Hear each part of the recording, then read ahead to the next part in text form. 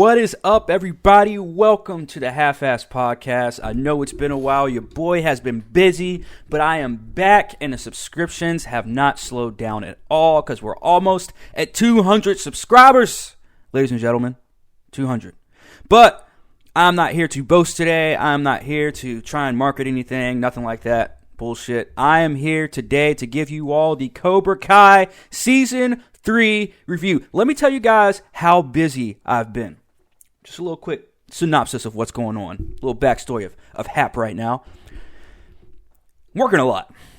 And I was not able to watch Cobra Kai, the new season of Cobra Kai that just released this past Friday at midnight. Guess what I did last night when I got home from work? I watched the entire third season of Cobra Kai. And ladies and gentlemen, I am here today and I'm going to give you this full-fledged review. And I'm going to start off this review by saying, ladies and gentlemen, make sure you guys hit that like and subscribe. Now, without further ado, let me just go right off the top. First off, this season of Cobra Kai was my favorite. It says a lot. It says a lot because the first two seasons I fucking loved. But this season, man, this season was just something unbelievable. Let me tell you guys something, all right? Because we're about to get into details. So, by the way, if you guys, I don't really believe in spoilers after something releases. So, but if you guys don't, you guys know what you're clicking. So, whatever. I don't even have to talk about spoilers. But, anyways, Daniel LaRusso killed it in this season. Daniel LaRusso killed it this season. And I'm gonna say this. I cannot wait. I cannot wait until we see Daniel LaRusso and Johnny Lawrence finally have a full-fledged team up in season 4. Hopefully this isn't a soundbite, but it could be. But Cobra Kai is now officially the action version of Footloose. Or the karate version of Footloose. I mean, it's still action.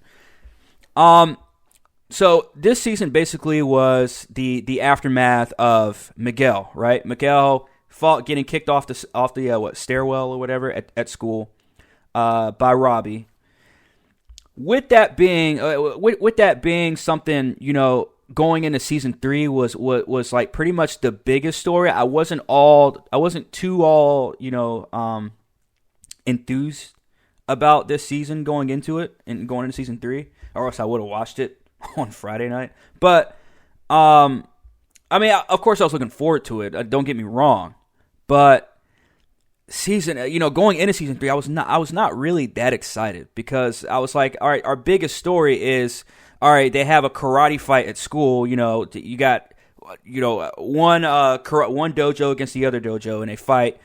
That was one of the best scenes of the show. But again, I love almost everything about this fucking show.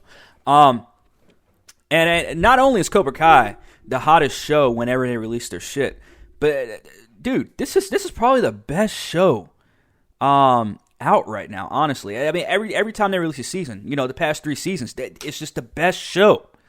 And right off the top 2 is one bad thing. I really, and it's a nitpick. I know, I get it. But it's something that they should be looking to in the future, and it's Netflix. Netflix, please stop releasing all your shit at once. I don't know what it will take for them to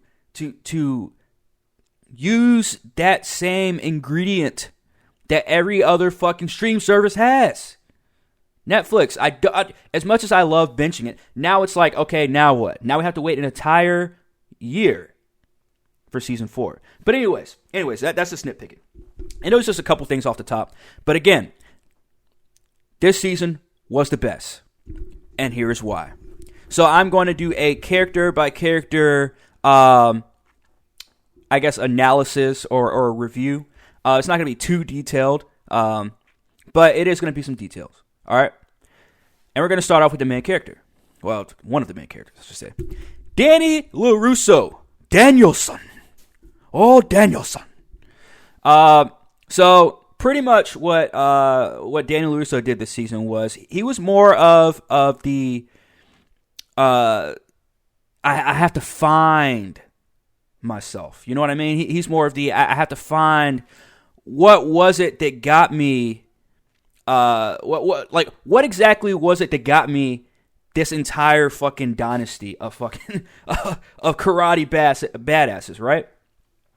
I mean, you got to think. Daniel LaRusso is literally, at least in this universe of Karate Kid, right? Daniel LaRusso is probably the biggest badass without walking around saying, "Hey, I'm the biggest." This dude kicks ass this season. It is the most action you will see from Daniel LaRusso ever. Is season 3 of Cobra Kai. And let me tell you something. It is fucking amazing. They've done a lot of things this season. I wouldn't say a lot of things this season, but they did some things this season where I was scratching my head and I was like, why? Why are you doing this? But I wish I was watching this show with someone so that they can just be like, Corn, just wait. Just wait. And you will know why. Because at the beginning of the season, Danny, he has this internal battle, right? He's getting ready. He has to deal with the aftermath of the school shit. Well, he and Johnny Lawrence have to deal with the aftermath of it. Johnny, as we all know, left Cobra Kai at the end of season 2, so he's no longer, the sensei is now John Kreese. And Danny is, he's the sensei at Miyagi Dojo. Well, no one likes karate anymore. Yeah, that's why I say this is Footloose. This is literally the epitome of what everyone was saying. How many years ago was Footloose? I don't know, but decades ago, right? In Footloose, it's like, oh no, we had one bad accident. No more karate. No more of that shit. Not at the school. No more All Valley tournament. None of that shit. But then something that really caught me. Something that really caught me was Danny could have very well said no. And I thought that's where the season was headed. I thought the season was headed to where it was like, oh, Danny doesn't like karate anymore. Nobody wants fucking karate. This is going to be literally the blueprint of Footloose throughout the entire season. I didn't really want that. Although I like the idea, and I like that they really played with that narrative for like the first quarter of the I guess for a quarter of the season. I wouldn't say the first quarter, but throughout it's only like a quarter of the entire plot of season 3 is Footloose. And how they're dealing with all of that and still trying to train and still trying to get back at Cobra Kai. Cobra Kai is still trying to get back at Miyagi Dojo. I absolutely loved every single fucking minute of it. Let me tell you something. Let me tell you guys something too. I know, and maybe it's just me, but I know when I watch this on TV and I see these 14, 15-year-olds fighting each other, especially like the little small ones. They're like fucking, you know what I mean? Like they're super small kids fighting each other. It's super duper cheesy. But then you see them throwing each other through fucking windows, guys. We see them throwing each other through windows. We see them going through fucking drywall. Like this is action heaven. This show is like martial arts action heavy. Now it's not going to be your disarming a person. It's not a John Wick kind of show, but it has that perfect balance. No pun intended. Miyagi, but it does. It has that perfect balance because it has the perfect balance of the drama aspect and character development, and we're going to get into that here in a second. And it also has that perfect balance of the action. This season, they did not hold back on using their fist. And I love that. That's the reason why I love the first Karate Kid, because it had that perfect balance. It had the perfect balance of drama and karate. And it is the only franchise, I wouldn't say the only franchise, but to me, it is the very first franchise I ever watched, movie franchise that I ever watched, that had that perfect balance. One could make the argument for maybe Rocky, but I saw my very first action movie I ever saw as a kid that I fell in love with, Karate Kid. I mean, who doesn't love the story of John Lawrence? Who doesn't love the story of Danny LaRusso? And to see them two fight in that movie, amazing. But again, we're not here to talk about the first Karate Kid movie. We're here to talk about Cobra Kai Season 3. And Danny LaRusso decided halfway through the season to go back to Japan. And not just anywhere to Japan. Okinawa. Danny LaRusso goes back to Okinawa. I love that part. I love that I think it was like the span of like 2, maybe 3 episodes. He spent there in Japan, in Okinawa. So here's where I started scratching my head. Here's the first head scratch. We, ladies and gentlemen, had Kumiko. Now, if you all don't know who Kumiko is, she's a chick that was from Karate Kid 2.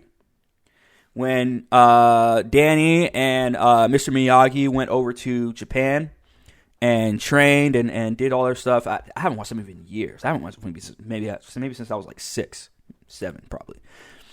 But the fact that we got her, I was like, oh my God, are we really doing this right now? Are we really doing this right now? We're on the brink of a great season, and you bring in old fucking characters. I got pissed. Only for like 5 minutes. Because when we got reintroduced to her, and to me, here's another cheesy part of the show, is it was super cheesy how like the second place he went to in Okinawa, she was there. And I'm like, I mean, I get that it's a show, so we shouldn't really look at it as like realistic terms, but it's just like, oh, come on, do we really need this? Like, this has no meaning to the show. Like, this has no purpose to what's going on right now in his life. And he's married and has 2 kids, so it's like bringing back the love interest from Karate Kid 2. Even though the wife is, I cannot stand Daniel LaRusso's wife in this show. But anyways, that's a whole nother spiel for another time.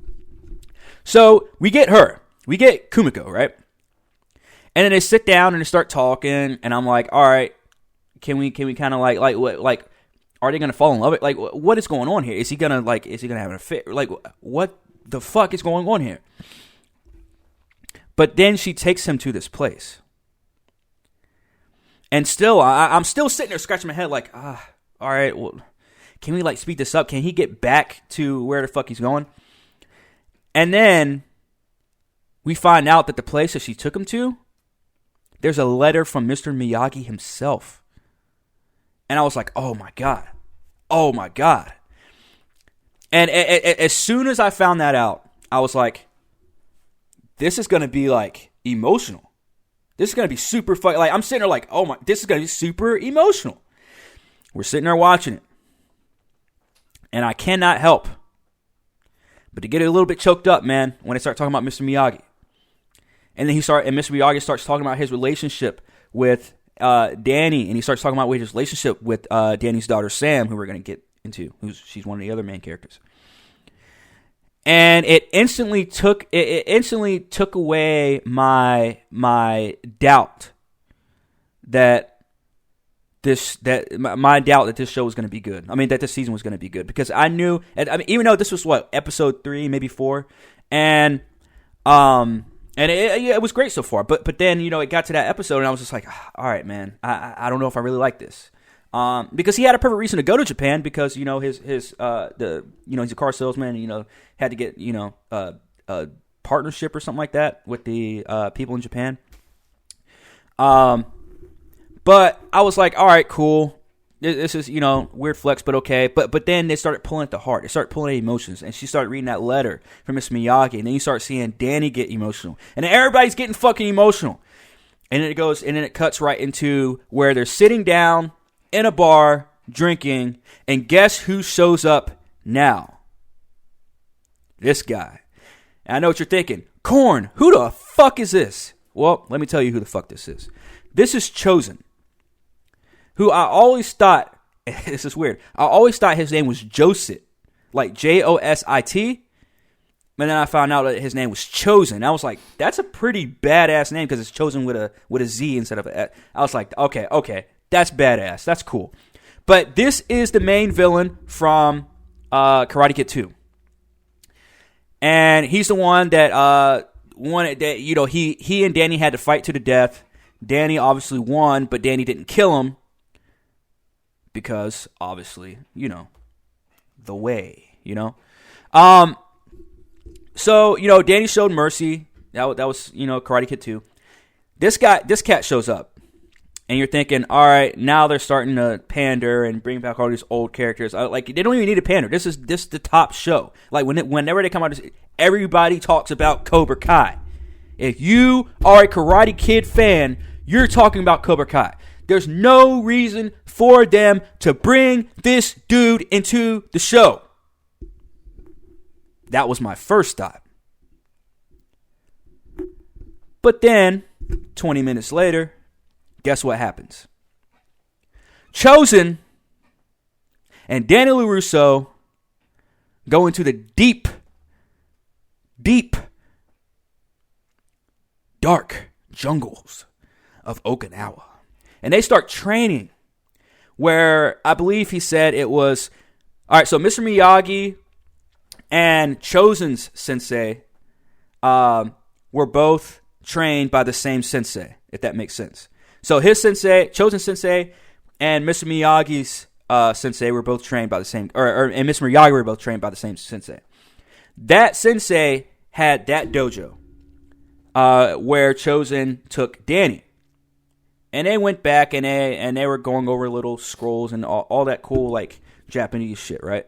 And all that cool like karate shit, right? Like the knowledge shit. But then they started putting on their stuff. They start putting on their sparring shit. And they go at it. And he starts to show him the secrets of Miyagi, what was it? I guess Miyagi-Do, right? And he starts showing him some more secrets of the version of karate, I guess you could say, of what they learned, of what their own senseis were taught, but did not teach them. Mr. Miyagi, and again, I don't know if this is a good thing or a bad thing, but my first instinct was like, this is a bad thing, because he says, Mr. Miyagi did not teach you everything.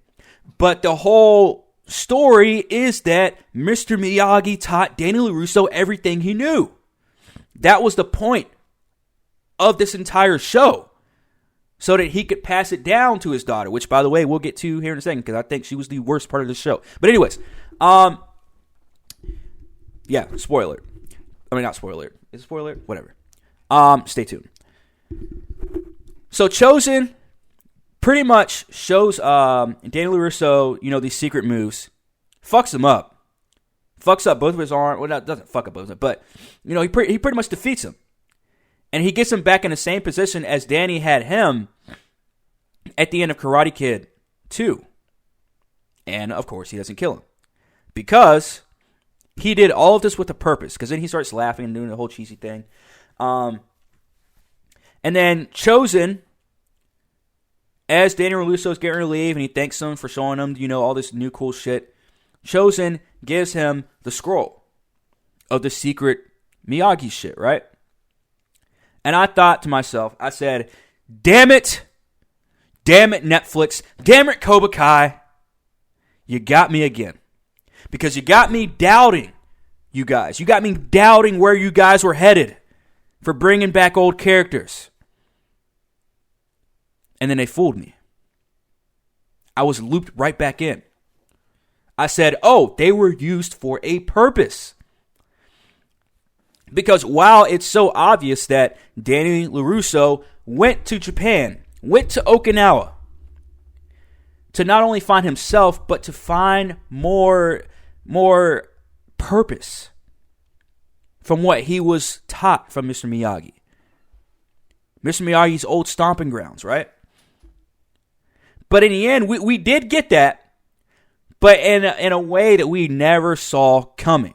And that's why, that's more reason why I love this fucking show. So we got those two characters, right? And then we got a third character, which was Allie from, the original Karate Kid, but that was neither here nor there. I guess she'll play a bigger role in season 4. Now, let's go on to Johnny Lawrence. Johnny Lawrence is battling with a lot of shit. He's battling with the aftermath from season 2 from Miguel, his student, right? Being paralyzed.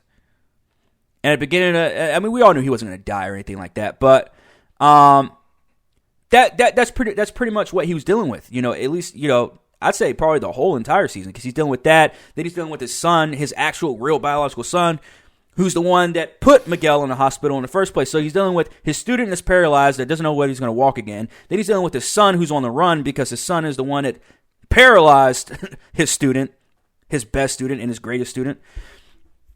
And then he's also dealing with John Kreese, who was his sensei, as we all know.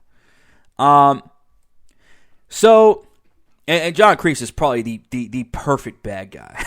He is the perfect villain for the show. I just got to put that out there. But anyways, so then we get Johnny Lawrence. He's dealing with all this shit. And by the way, Miguel's mom, Carmen, who they were dating for a little bit, obviously not anymore because she blames him for teaching her son karate and all this other shit, right? And now now her son's paralyzed. Again, very reasonable choices, right? As to why they're making these decisions, as to why they're acting this way towards Johnny. So pretty much everybody now really, you thought everybody hated Johnny Lawrence before. Everybody hates Johnny Lawrence now after season 2. But lo and behold, he doesn't stop fighting. That is why I love this season. That is why I loved Johnny Lawrence this season. Because he does not stop fighting. Everybody pushed him out. Nobody wanted anything to do with him. And for a little bit, he wanted nothing to do with them because he knew that to himself, he knew he hurts everyone he touches. He hurts everyone he gets close to. I like that. Because that's a very realistic thing, right? It's a very realistic feeling. Johnny he takes a turn, I'd say about halfway through the season, right? And I'd say about once he shows up to his friend, who's now his old friend from Cobra Kai, who's now a preacher. He shows up to his church drunk, and then they have this talk. And then he's trying to reconnect with his son because his son now is in fucking correction facility, whatever, juvie, right? And then, lo and behold, again, Danny LaRusso and Johnny Lawrence team up again. And let me tell you guys something. If you guys have not seen this season, I would say don't watch this because it's obviously spoilers. But if you guys watched it, man, you guys know exactly what scene I'm talking about. And I'm gonna say that that scene where they're chasing that guy in the van, in that stolen van, and they go back and kick everybody's ass in that car lot. Bro, what a fucking fight scene. Go back and watch that. That is an amazing fucking fight scene. But Johnny Lawrence, his character development in this season alone, great, phenomenal. I loved it. And we're gonna get more into Johnny Lawrence here in a bit, but John Kreese, the main bad guy of season 3. And pretty much the main bad guy in all of the Karate Kid, franchise, right? Or universe. John Kreese, I absolutely love. And anyone, if you've been watching Half-Ass Podcast for at least 6 months, you know I'm all about the villains. I'm all about the bad guys. John Kreese is the bad guys. He's the bad guy of the bad guys. He's the villain of villains. This guy is so fucking evil I wouldn't say for no reason, but up until now, it was for no reason. This is going to be, I'll just say this. Contrary to popular belief, when we saw that opening scene to his backstory, my first thought, and I might have said it out loud last night when I was watching this in bed, I said, Why does Netflix have to Netflix everything? I mean, think about it. We didn't get any backstory before, because remember, the first 2 seasons of Cobra Kai were on YouTube, not on Netflix. They were. This was a YouTube show. Season 3 is the one is after they switched over to Netflix. Netflix has this problem. And I wouldn't even say it's a huge problem, but sometimes it does take you out of element when you're building a character, because sometimes there's just some things we don't need to know about villains. Sometimes we don't need to know certain things about certain antagonists. That's what makes them antagonists. But in this day and age, we already have a movie where we have a backstory of Joker, which, by the way, was a great movie, don't get me wrong. But we didn't need it. Anyways. So I thought to myself, why is Netflix Netflixing things? Because all they do is give you, like, they give you a great show, and then whether it's halfway through the first season or whether it's halfway through the second season, Netflix always wants to find a way to give you a backstory of almost every fucking character. To me, that is a massive issue.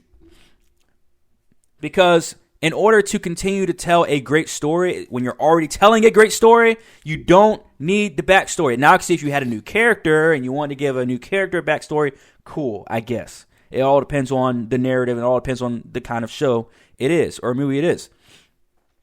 But the fact that they had to go back and then make us feel bad, or not necessarily feel bad, but, kind of go inside the mind of John Kreese is something I didn't want. Because once you put us inside the mind of someone, especially your villain, it kind of changes our outlook of it. I don't want to feel bad for John Kreese at all. I want to hate John Kreese, but at the obviously I want to love to hate John Kreese, if that makes sense. I want him to be such a villain that I hate him, but I love the fact that he's that bad of a villain. Like, he's that badass, you know what I mean? He's that evil. Now it's like, his mom killed herself. You know what I mean? Like, it's crazy, man. Like his backstory, it was obviously, he was in the army and all this cool shit. And then he ended up killing, his commander / sensei, I guess. That ending was kind of, it was kind of clouded to me too. But anyways, they gave us this backstory, John Kreese. We didn't need it. I didn't want it. But as they continued to tell the story of the story of John Kreese, I was like, this is interesting. This is good. I liked it. We also got a pretty good glimpse of John Kreese being a quote unquote good guy when he took that cigar cutter, right? Took a cigar cutter to old dude's finger that was trying to fuck Tori. That was crazy. Like, I've always loved John Kreese, even in the old Karate Kid movies. Not to steal the thunder of Neil Patrick Harris or Barney Stinson from How I Met Your Mother, but my favorite character from Karate Kid was Johnny Lawrence. But anyways, not Johnny Lawrence, John Kreese. But I love Johnny Lawrence as well in that movie. But obviously, John Kreese and Mr. Miyagi, and all four of them were just amazing in Karate Kid. But anyways, and are amazing. Well, R.I.P. Mr. Miyagi. But yes.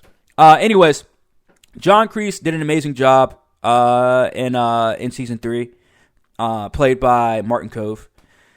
John Kreese has this edge to him that I believe he always knows. Even if it seems like he doesn't, he always knows what's coming next. That is why he's so sure of himself, which is crazy to me. It's crazy to me the fact that he is so sure of himself even when he loses. Now, we all know that could be a good thing or a bad thing to someone's when someone's personality stays the same even after they lose. And they still have that ego, they still have that it's okay to have pride, but this dude has a massive fucking ego. So I understand that. I appreciate that. I loved John Kreese, and I'll probably say he was definitely one of my favorite characters in this season, most definitely. And now he's leading this group of kids, and they're terrorizing fucking all of LA pretty much, which to me, again, I think is kind of cheesy because you got a bunch of 14, 15, 16, 17-year-old, a bunch of high school kids running around terrorizing LA while using karate. But again, it's for the story. It's for the sake of the story. It's for the sake of the universe. The universe is the Karate Kid universe is karate. It's in a name. And it's literally everything is centered around karate. But it's centered so much around karate that you would think like you're watching it's like the Friday Night Lights of karate. It's like everything revolves around karate. It's not just like, oh, it's our everyday lives and we just so happen to know karate. No, it's like full-fledged, like you know karate, you know karate, you know karate, you know karate, you know karate. Like everybody fucking knows karate. At this point, I'm surprised that people just don't break out just fighting while waiting in line at the fucking bank or some shit. I don't know. But anyways, John Kreese, definitely one of my favorite characters. He's definitely in my top 3. Now let's go on to Miguel. Miguel, obviously, he was kicked off the stairwell at the end of season 2. Left paralyzed for the first half of the season. Second half, he was able to recover. Johnny helped him walk. He took him to a Dee Snider concert, and then his legs started moving. That was kind of cool. Again, cheesy, but cool. Very unrealistic how they got him to walk. But, again, it's a show, guys, so entertainment purposes. He can walk again. He's alive! Anyways, so Miguel, coming off of the relationship with Sam, and then coming out of a relationship with Tori as well, and then going back to Sam because Tori saw, all that other shit. I'm not going to sit here and talk about fucking relationships with this show because I just don't care. But yes, Miguel's a free man now. He's a single man now. Maybe. Actually, at the end of season 3, I still don't know whether he and Sam are actually dating or not. But anyways, I don't really care about the love lives between them. But all I care about is the action and if the story's good. And both were top tier for me in this season. And Miguel did not hold back. I like their relationship, and I like the dialogue between him and Johnny Lawrence. I wish we had more of that at the beginning of the season. But obviously, he was in a coma. He was fighting for his life. Then he was paralyzed. Then he had to learn how to walk. That process where Miguel was learning how to walk and learning how to stand and fight again, and then Johnny helping him and being that that guiding light for him. It's his sensei. And seeing the fact that, I just love the dialogue. The dialogue between Johnny and Miguel, I don't know whose dialogue I love more. Johnny Miguel or Eugene and Abraham from Walking Dead. Because the dialogue between these two is it's phenomenal. And it's like, I want more of that. I want more Miguel and Johnny. All day. Because it's amazing. It's because Johnny has this, he's still stuck in the 80s. It's kind of like Captain America. It's kind of like what Captain America should have been like if he was real. If Captain America was real, he wouldn't be running around fighting people and trying to save the world. He'd be like, why the fuck are black people eating in my restaurant? Like, because he was frozen in fucking 1940. Like, I mean, you know what I mean? Like, he'd be wrong. Johnny Lawrence is what Captain America should have been. Like, where it's like, he's stuck in the 80s, so he knows nothing about the internet.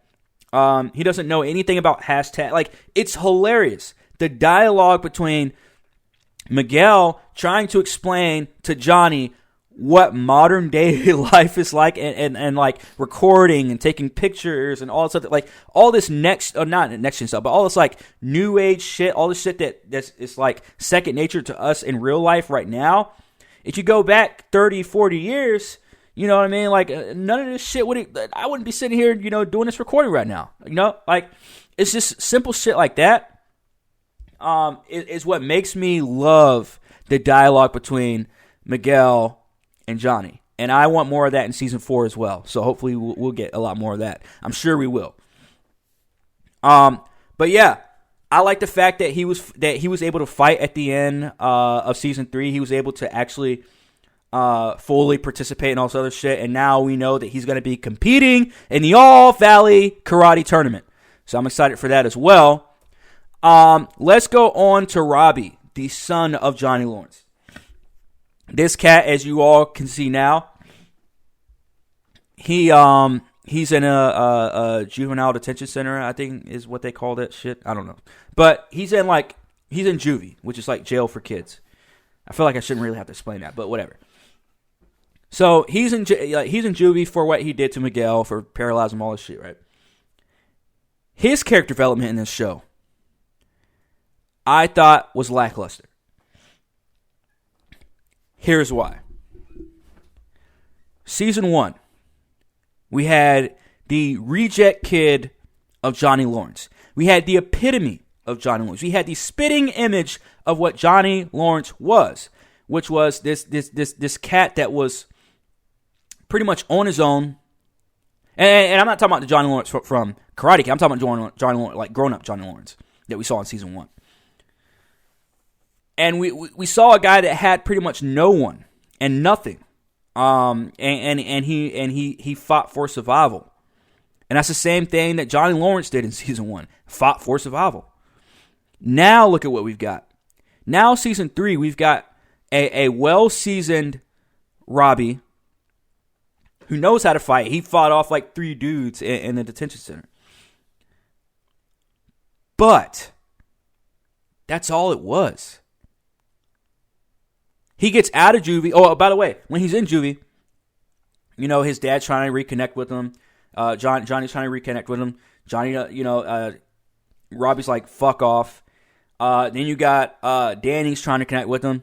Robbie's like, fuck off. And then you got John Kreese. John Kreese shows up, obviously to get back at, Johnny. John Kreese shows up, offers Robbie a spot on the team at Cobra Kai. Robbie says, fuck off. Until he gets out. And then he comes crawling back to Cobra Kai. And guess who's there to welcome him with open arms? John Kreese, ladies and gentlemen. So now John Kreese has his new protege, Robbie. And Robbie has a new sensei in John Kreese. I do like that aspect. I cannot wait for Season 4. I literally cannot wait for Season 4 to see how much of a badass Robbie is really going to be and how much damage, how much destruction Robbie's going to bring. Because if they do this right, Robbie loses everything in the end. I want to see a definitive bad guy lose everything. I want to see a definitive bad guy lose. I'm tired of this like, oh, I'm going to show mercy crap and everybody pretty much lives in the end. Everybody pretty much has a happy story. No. We do not need that. We don't want that. We don't need that. If you're a true Karate Kid fan, if you're a true Cobra Kai fan, period, you don't want that. You want the good guys to win and the bad guys to lose, period. I want to see Robbie lose. Or Tori, and we're going to get to Tori next. But Robbie, definitely, I want to see some more character development in Season 4 because Season 3 fell flat for me with Robbie. I wanted to feel bad for him. I wanted to like him more, but I just couldn't. I couldn't have any emotion towards him whatsoever. I couldn't have any feelings towards him whatsoever except for I don't care. I didn't care about him being in juvie. I didn't care about him being set up by Danny, with the cops and everything. I don't care about him getting out and going to see John Kreese. All I care about is if he's actually going to listen to John Kreese and do what no other protege, no other student of John Kreese has been able to done, and that is to inflict nothing but pain and destruction. I want a spitting image of John Kreese. I don't want a spitting image of Johnny Lawrence. But speaking of spitting images of John Kreese, I mentioned Tori Nichols earlier, who, by the way, is literally the hottest person on the show. And it's literally, I mean, look at her. She's hot as fuck. But anyways, she also had probably one of the better, I wouldn't even say probably, she had one of the better character development storylines in Season 3. The very beginning of Season 3, we saw Tori taking care of her sick mom. And I feel like this shouldn't really be, I feel like it's just overdone in Hollywood now, where it's like people are dealing with like sick parents and shit. And it's just like, it's either like their mom is either really, really, it's either their mom is dying or their mom is neglectful, and it's just like, yeah, like, does anybody have a stable fucking family in any of these fucking shows anymore? But anyways, I'm getting off topic. Tori, taking care of her sick mom. She has a little brother, I believe, or a little sibling, whatever the fuck. And she has to make ends meet. She got expelled from school because, obviously she took the claws, the fucking brass knuckles or whatever the fuck. She pretty much stabbed what's her face. What's the terrible character's name? Daniel LaRusso's daughter, Sam, right? The main character.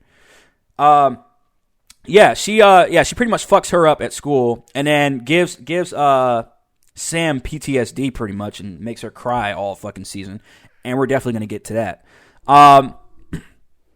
But again, I love Tori. Tori's one of my favorite characters of this season. She's also dealing with the breakup with Miguel. She's dealing with the jealousy issues between Miguel and Sam.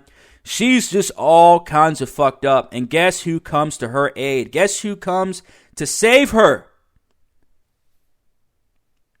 Yep, you guessed it. John Kreese. John Kreese shows up to her crib. Not at her job. Not at school. Well, she's kicked out of school now. And I like how realistic they are, too, with kicking people out of school, like actually expelling people and suspending them. I like that realistic aspect. Pretty cool. But anyways, that's nitpick. Not even nitpick, but small detail, but really cool. And so, obviously, she has to make ends meet, so she's working 2 jobs and all this other bullshit, right? Kreese shows up to her crib and says, hey, look, fam. Look, I know you're trying to make ends meet. I know you're struggling right now. I know you got a sick mom. My mom was sick too. He's dealing with the same issues she was dealing with, the anger issues. A dying mom or dead mom. John Kreese was dealing with the exact same shit as we saw in season 3. Knowing that there's a way out, knowing that you can put your frustration and anger into something. I wouldn't say something positive because, them causing destruction all over town isn't really positive. But putting it into something other than, it's into something that could be something worse. You know what I mean? So putting it into something better to an extent. I absolutely loved Tori in season 3. She was amazing. Nothing she did was super cheesy. She showed up. She kicked ass. And she made fun of Sam crying like a little bitch. I love Tori. Tori was awesome. I just want to show you guys a picture of Tori in her karate uniform. Look at that. Look at that. Who doesn't think that's sexy? God damn. Anyways, now let's go to the worst character in Karate Kid franchise history. Sam LaRusso. Samantha LaRusso had the worst character development in this entire show thus far. And let me tell you why.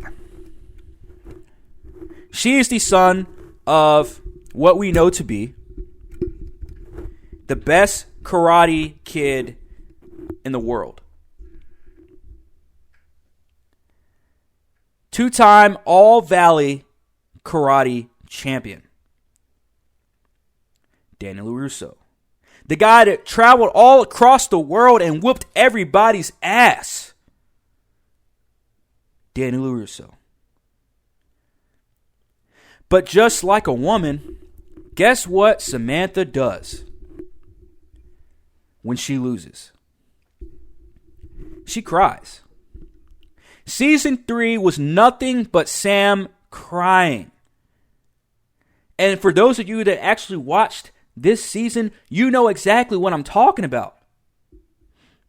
She's walking around like she's got fucking PTSD. What is wrong with Samantha LaRusso, ladies and gentlemen?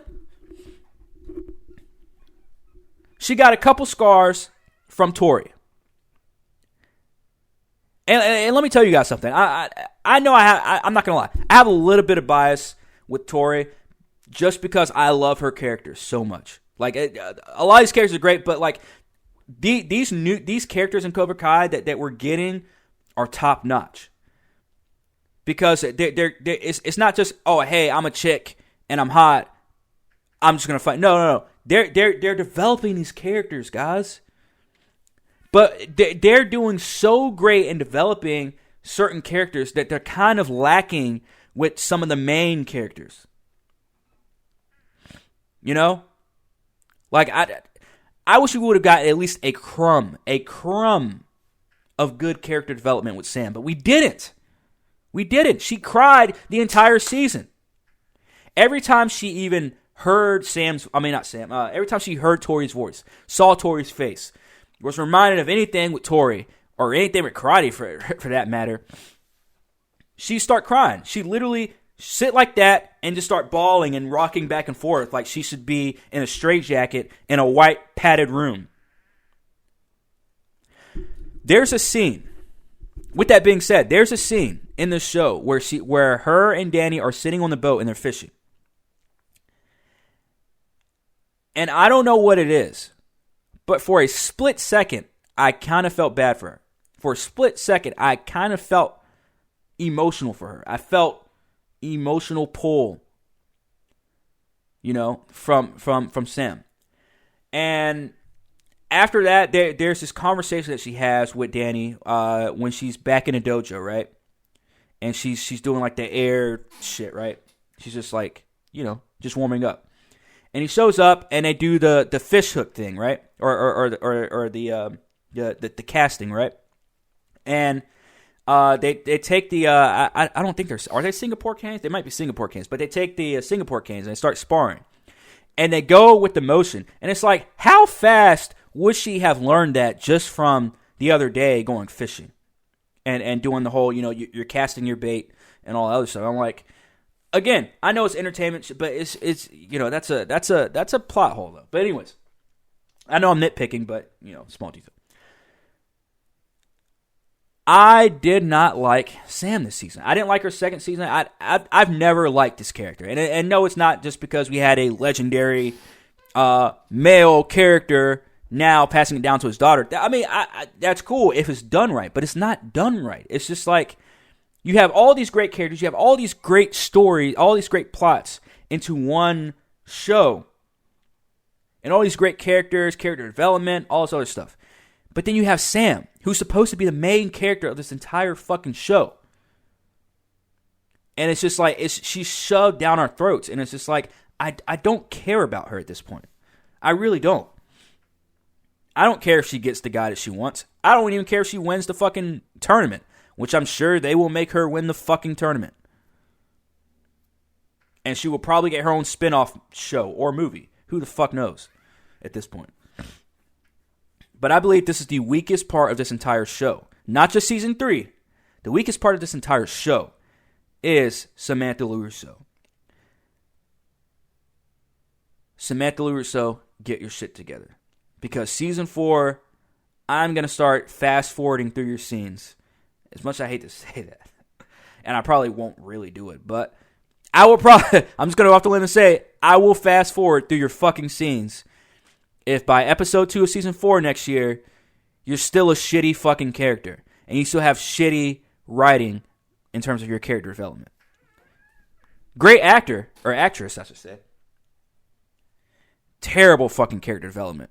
But let's go on to last but not least, to me, the best character development I have seen in a very, very long, as you all know, key word today, or key quote today, character development. Hawk. And I forget his real name. But look, man.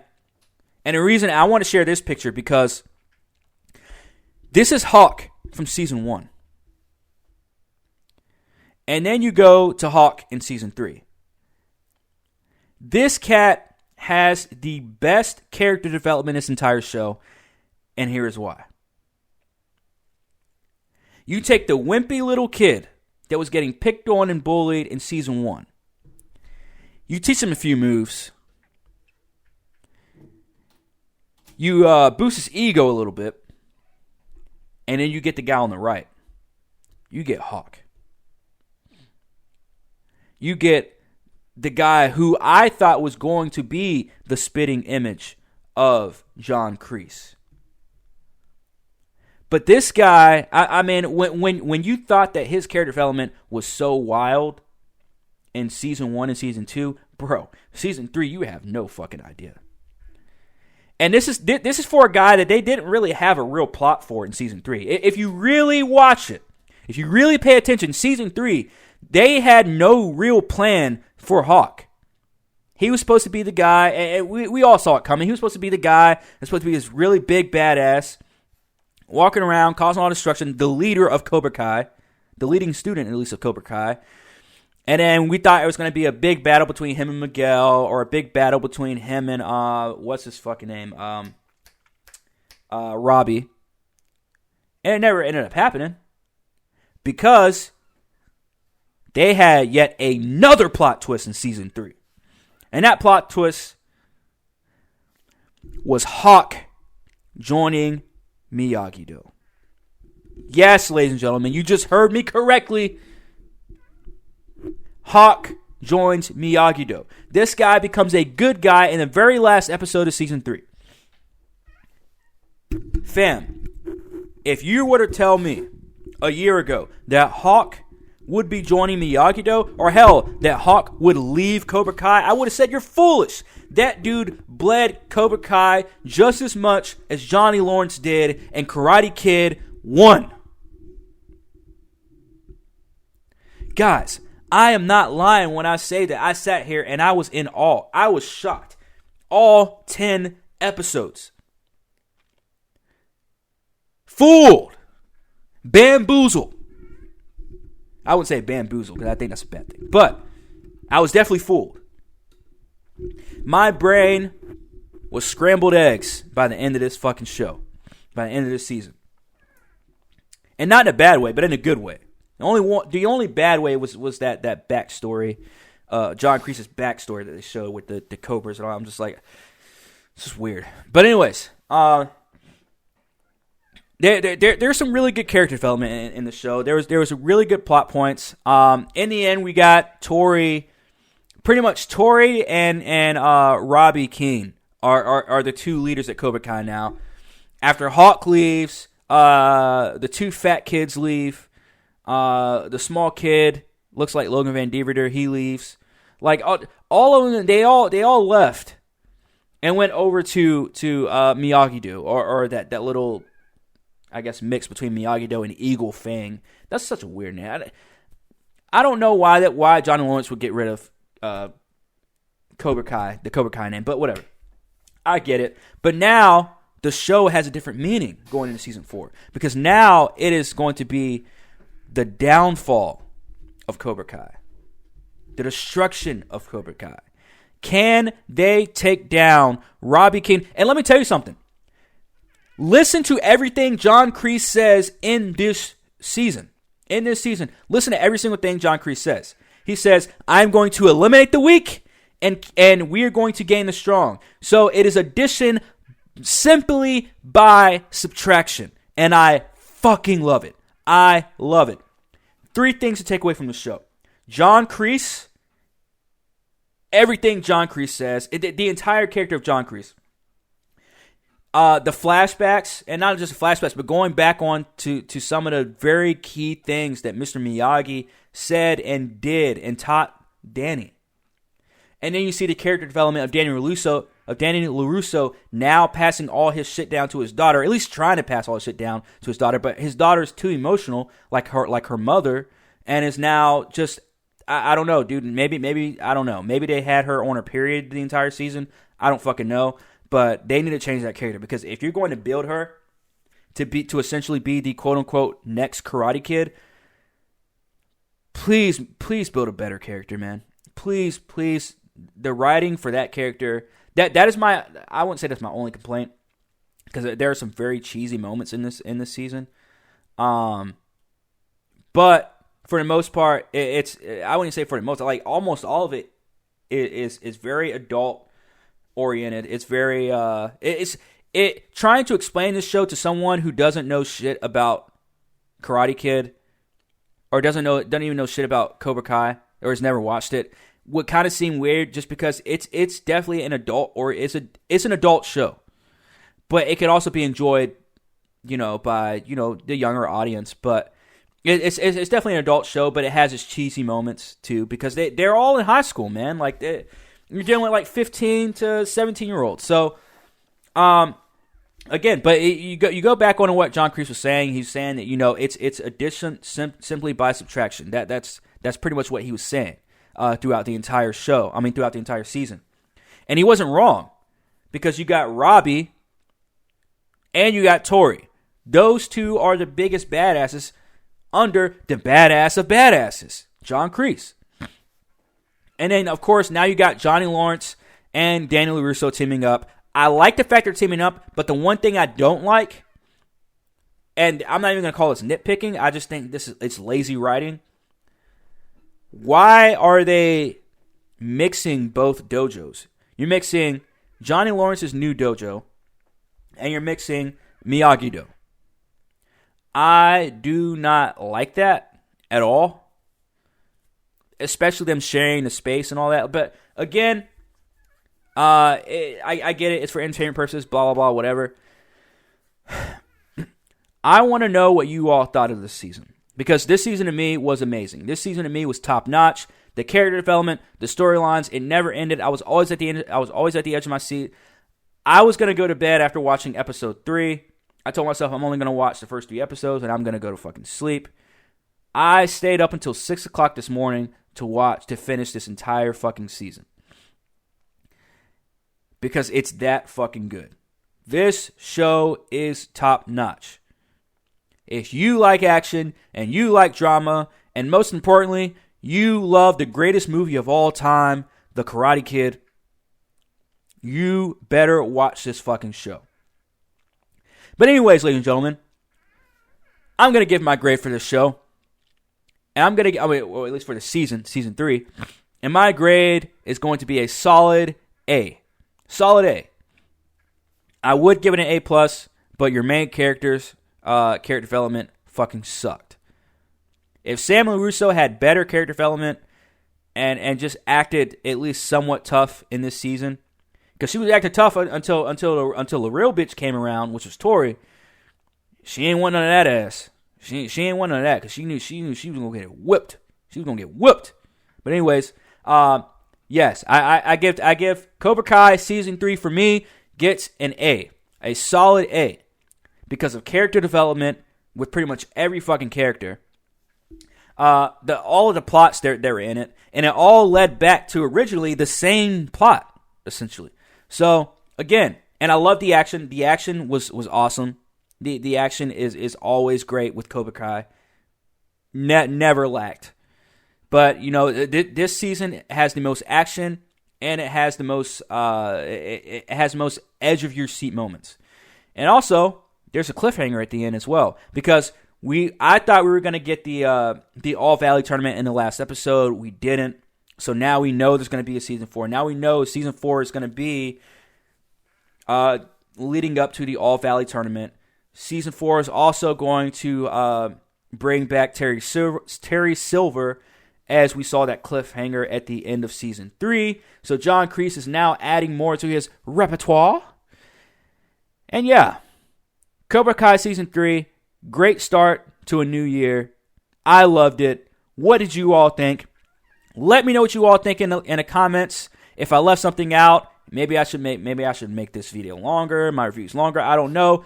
But yeah, make sure while you guys are in here, hit that like and hit that subscribe. I'll be back here soon. I got a couple more videos coming. We have another episode coming this Friday night, I believe. Yes, this Friday night.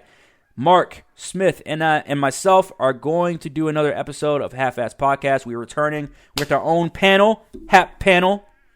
So stay tuned for that as well. I got a couple more things in the works for Half-Ass Podcast as well. But like I said, hit that like, subscribe, and you will know everything. I'm your boy Corn. This is Half-Ass Podcast. I am me, and we are OUT.